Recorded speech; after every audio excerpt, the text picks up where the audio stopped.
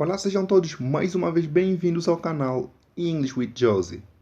E na aula de hoje nós vamos falar um pouco sobre o subjunctive, ou subjuntivo em português, ou ainda conjuntivo no português de Portugal, se você preferir. Então, se você já está meio esquecido de como fazer uma conjugação no subjuntivo, essa conjugação é aquela do tipo que eu seja, que tu fosses, que nós viajássemos, e por aí vai. E nós utilizamos em estruturas como essas. Se eu tivesse mais respeito, eu teria pedido desculpas. Oxalá eu ganhe na loteria. Se eu fosse você, eu não faria isso. Então, essas palavras aí avermelhadas estão conjugadas no subjuntivo, no subjunctive, em inglês. E nesta aula nós vamos aprender a expressar ideias como essas. E a boa notícia é que em inglês o subjuntivo, o subjunctive, tem a mesma conjugação que o past simple, o passado simples, certo? É bastante simples, como nesses exemplos. Oxalá eu pudesse ganhar na loteria. Esse oxalá, que eu também posso traduzir como tomara, em inglês então é expresso como wish, desejar. Então, oxalá eu pudesse ganhar na loteria, em inglês eu diria I wish I could win on the lottery. I wish I could win on the lottery. Talvez se você estudasse mais, você sairia muito bem na última prova. Maybe if you studied more, you would go well on the last test. Maybe if you studied more, you would go well on the last test. Isso seria bem mais divertido se ele viesse conosco. It would be way more fun if he came with us. It would be way more fun if he could came with us. Então, e como não existe regras sem exceção, o verbo to be é a exceção a essa regra, ou uma das poucas exceções, porque ele possui uma forma diferente para expressar ideias como essa. Como nesse exemplo. Se eu estivesse lá, isso seria diferente.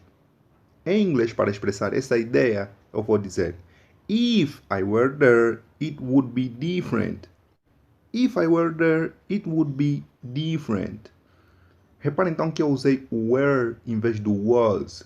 O was, que é o passado do verbo to be na primeira pessoa e nas pessoas do singular. No entanto, como eu já disse, o verbo to be é a exceção a essa regra. Para expressar ideias como essas no subjuntivo utilizando o verbo to be, você tem que usar o were.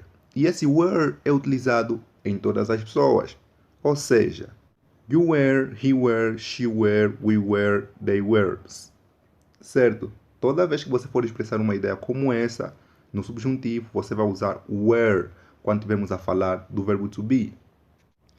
Se eu fosse você, eu não faria isso. If I were you, I wouldn't do this. If I were you, I wouldn't do this.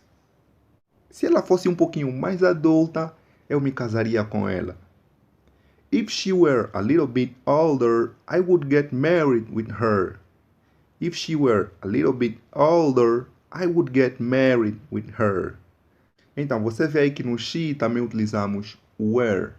E é desse jeito que expressamos ideias no conjuntivo, utilizando o verbo to be, were, em todas as pessoas. Se eu encontrasse um jeito de ser feliz, if I found a way to be happy, if I found a way to be happy, se eu tivesse dinheiro, eu levaria você para Londres. If I had money, I would take you to Londres. If I had money, I would take you to Londres. Se não fosse por você, nada disso seria possível.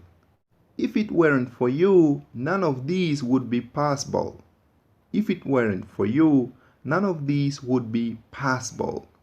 Cara, se não fosse por você, nada disso seria possível. Mas acontece que nos Estados Unidos da América é muito comum atualmente substituírem esse were por was, quando se faz referência às pessoas do singular, como I, he, she, it. Então, esta frase não assuste se você ouvir If it wasn't for you, none of this would be possible.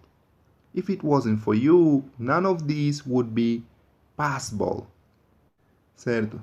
Então, sobre o subjunctive É isso, espero que você tenha gostado. Se você gostou dessa aula, deixe um like nesse vídeo. Se você for novo aqui no canal, sinta-se à vontade. Clique no botão vermelho para se inscrever aqui no canal e fazer parte da nossa família.